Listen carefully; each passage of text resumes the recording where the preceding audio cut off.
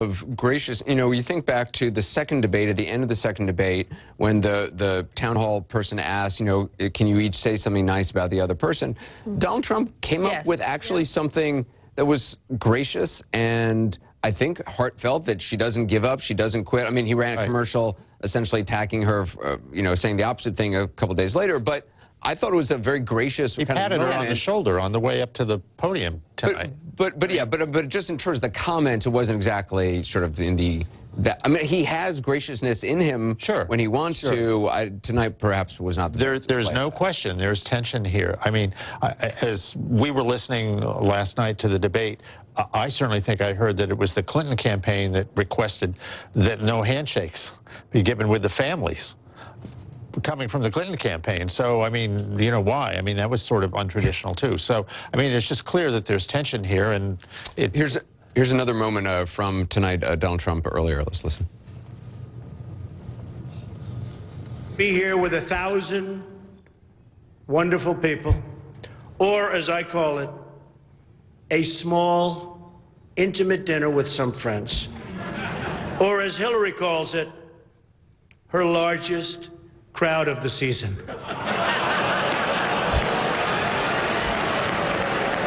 Lighthearted moment. I think on the shaking hands, my understanding of that was that the Clinton people didn't want to do it because of the stunt Donald Trump pulled in the second debate of inviting those people, trying to get them in the family box. That's my understanding. I think they were concerned, who knows who's going to show up in that box this time. You should be able to shake hands with anybody, is what they're saying, and then suddenly not. Well, I just want to make one point here, and please weigh in. It goes beyond this particular dinner, and that is humor is a very important aspect of leadership. The capacity to bring people along through humor, sometimes to break. And we talked about, you know, Kennedy was famous at this, Reagan was famous at this, but the most famous of all was Abraham Lincoln, who went through terrible, terrible times, and he managed to help people together through his uses of humor. And I felt somehow Donald Trump has not relaxed enough. He's just not let himself go. I think he can be funnier than he is.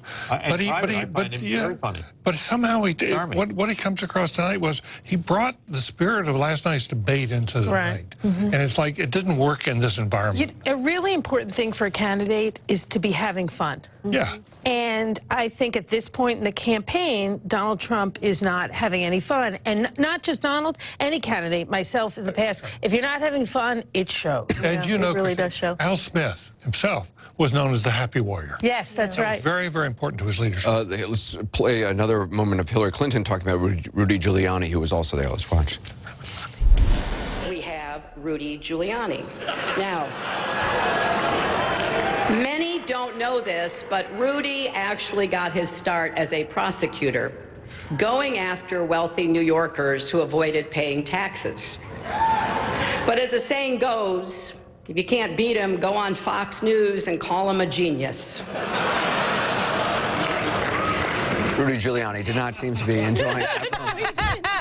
I mean, it's the kind of thing, if you're going to go to this thing and be made fun of, you have to sort of laugh along with it. And you're sitting on the dais, too, right, where everyone's going to see you. Look, Anderson, I just wanted to say, look, 19 days left. I'm a campaign person, and this, what happened tonight is not going to move undecided voters. It's not going to, you know, engage really excite the base at all. But, you know, I have to say, watching this, especially Donald Trump's component of it, it was cringeworthy. There were some uncomfortable moments, and it's odd because he started off talking about temperament. He made fun of himself about his lack of temperament, and then he pivoted and started to attack her and showed his lack of temperament. So, but at the end of the day, we're going to be talking about it for about 24 hours, and then we'll move on. I mean, and this is the thing that I think drives a lot of people nuts. She is very polished in a political sense. And so at the end, when she's saying we can't be divisive, I mean, what she's saying is basically, Donald, I'm attacking you because you're divisive. So she's doing exactly what you say, but she's just doing it in the old-fashioned political sense. And or in a subtle sense, as opposed to, you know, a completely unsubtle. In a lighthearted way, and some kindness, right? So, It shows the difference of 40 years of being in the public spotlight in office, where you adjusts, and it shows someone who's led a corporate boardroom. That's really what it shows. And she has been able to adapt and knows what the public wants to see better than he has, because he's been more of a different type of leader. They are different. But he's been at endless social events and endless parties. I mean, it's not as if he's been living in a, you know, no, but what TV? His television, his whole television life has been sort of how do you ingratiate yourself with a big audience? No question. I think Jeffrey really nailed it, that she was much more cautious in how she took the shots. I also thought she went on a lot longer than he did, and maybe it was just me, but it seemed like the shots kept coming from her.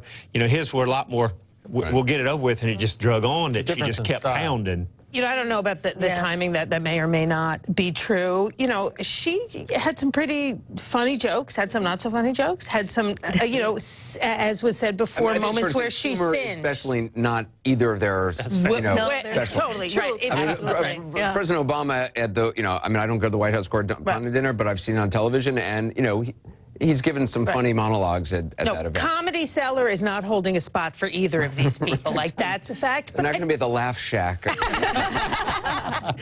I do say at the end, I do think, I thought it was lovely, and I thought it reflected understanding what you're a part of, and that's a dinner for Catholic Charities, and that's and the Catholic Church and I don't agree on everything, but that's a critical organization. My mother was a social worker there. They take care of children and others in New York and across the country who are disregarded, and to hearken back to Al Smith and connect it to her faith, that's authentic. We got to leave it there. That does it for us. Thanks very much for watching CNN Tonight with Don Lemon.